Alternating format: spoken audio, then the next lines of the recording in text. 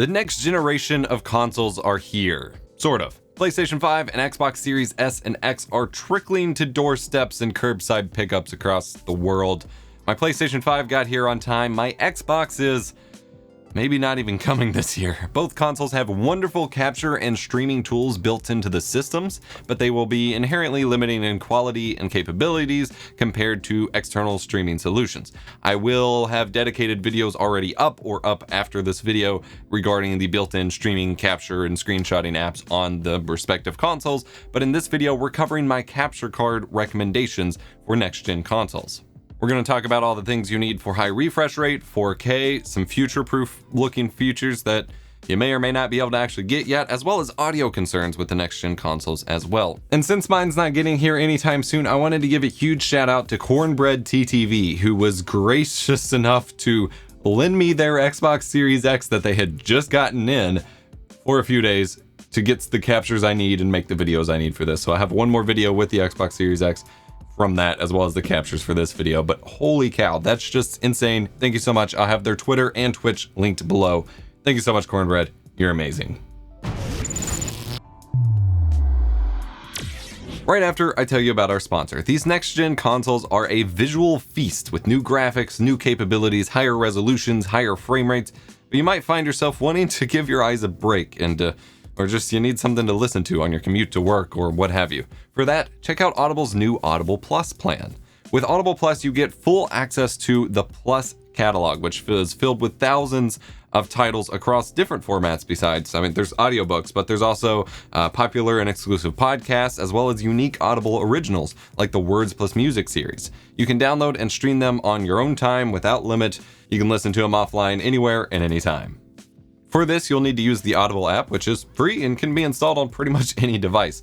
This is the best time to try Audible Plus, however. With their new holiday offer, your first 6 months of Audible Plus will just be $4.95 per month.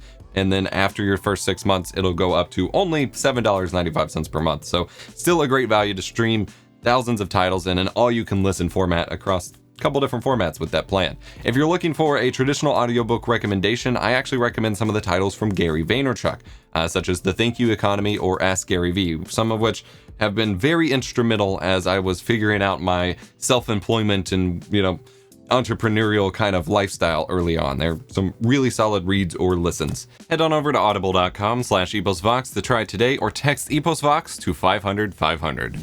All right, first up, let's talk about console video output for the new consoles. Both the Xbox Series X and S, as well as the PlayStation 5, can output full 4K 60 and 1080p 120 FPS video. The Xbox consoles, however, can output 1440p at 120 FPS as well. The PlayStation 5 cannot be set to 1440p, which is kind of a bummer. The Xbox Series S, however, is not actually running at 4K. Most of the games are running at 1080p or slightly above and upscaling to 4K, whereas the Xbox Series X is getting the full 4K beefy output power. But you'll get the best results with the S console by running it on a 1080p 120 or 1440p 120 monitor instead, which saves you a little bit on display as well if you're looking to use a smaller monitor versus a TV.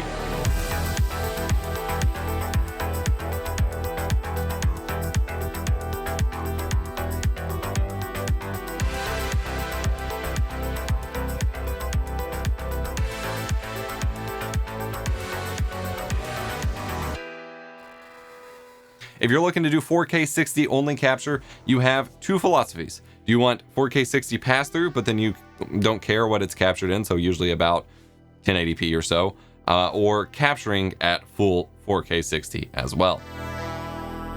For just 4K pass-through, you have a few good options, including more USB options, such as the Elgato HD60 S Plus, which also has some HDR recording capabilities, the Live Gamer Ultra from AVerMedia, which also has some HDR recording capabilities, the Razer Ripsaw HD, which can only pass through 4K 60, capture 1080p 60, but no HDR to speak of, and then you have the AVerMedia Live Gamer Duo, which is a PCIe capture card, can capture in HDR, passes everything through, but only captures 1080p 60, but it also has a second input for your camera if you want to do a face cam for your streams or captures.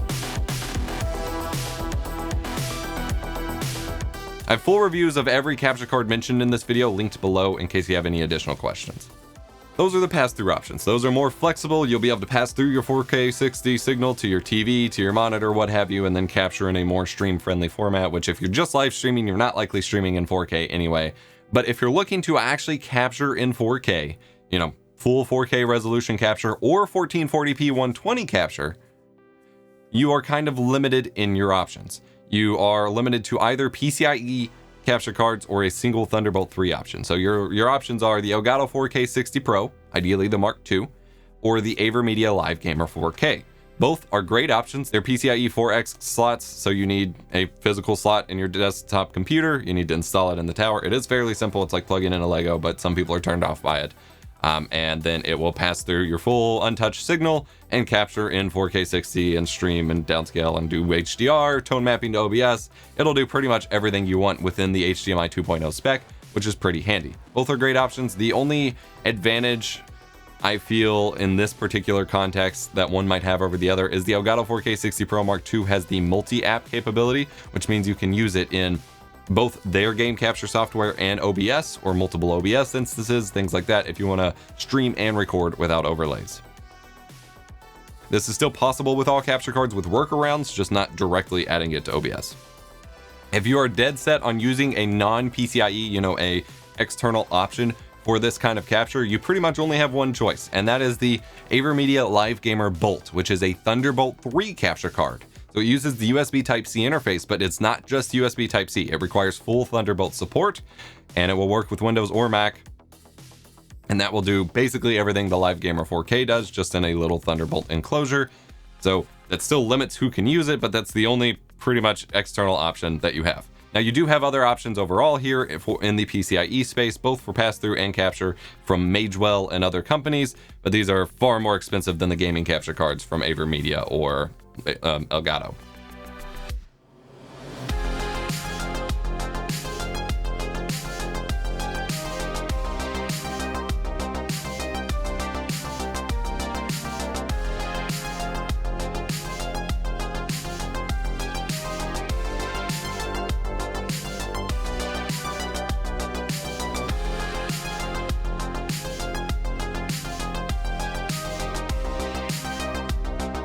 If you want to play on a 1080p or 1440p 120Hz display, or 144Hz or whatever, to play in 120 FPS on your new consoles, your only USB capture card option is the AVerMedia Live Gamer Ultra. This will pass through and capture 1080p up to 240 FPS, which the consoles don't support anyway, but it'll do 120, and then 1440p 120 FPS as well. If you're looking at PCIe options, then you do still have the Live Gamer 4K and the 4K 60 Pro, as well as the Live Gamer Bolt over Thunderbolt 3. And then the Live Gamer Duo will pass through these 120Hz signals, but only capture 1080p 60. So that's still an option available to you. Now, I did want to note that AVerMedia's capture cards do support surround sound capture, which the Elgatos typically don't, which is pretty handy, and it can capture in full 5.1 surround sound or downmixed to stereo, but it may not actually support the specific audio encoding like Dolby Atmos or whatever that your console is outputting, so your support will still be kind of hit or miss there. Now, pretty much all of the capture cards mentioned today are actually recipients of the Stream Professor approved badge, and I have a full website page on my website linked below that explains what the requirements are for this. But basically, the capture cards need to have a set latency to your OBS's preview for audio syncing, as well as a specific feature set in order to qualify for my approved badge. And pretty much every capture card mentioned here today is either on that list or adjacent to it because it's a side card or what have you.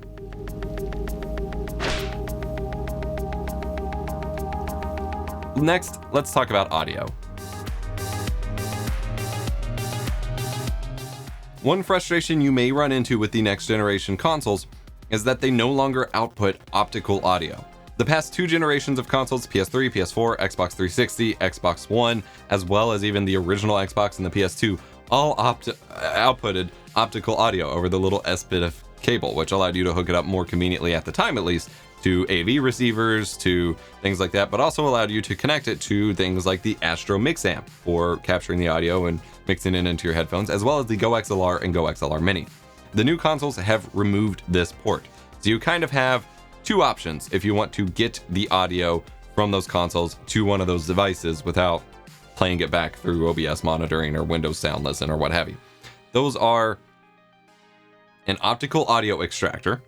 This takes your HDMI feed, passes it through, and then adds on an optical audio out that will split off your audio. It'll still go through the HDMI port, but it'll also come out the optical audio port, and then you can route that into your mix amp or your Go XLR or what have you. And Astro actually has one that they have tested with the next generation consoles that they are selling. I believe it is sold out at the time of recording. Hopefully they'll keep getting stock in, but that one will support full 4K 60. Unfortunately, the company that makes the Go XLR, we're actually tweeting one out that is only 4K 30 support. So if you're looking at them on Amazon, you need to make certain it says HDMI 2.0 and 4K 60 if you want the normal set of features for the next generation consoles. Unfortunately, next gen consoles are HDMI 2.1, and there's a lot of extra specs that they support, and there's currently no audio extractors that support HDMI 2.1. So if you're hoping to do 4K 120 or 8K or any of the crazy variable refresh rate, you know, some of the really advanced new features of the next gen consoles, there aren't currently audio extractors for that. It'll take a little bit for those to come out.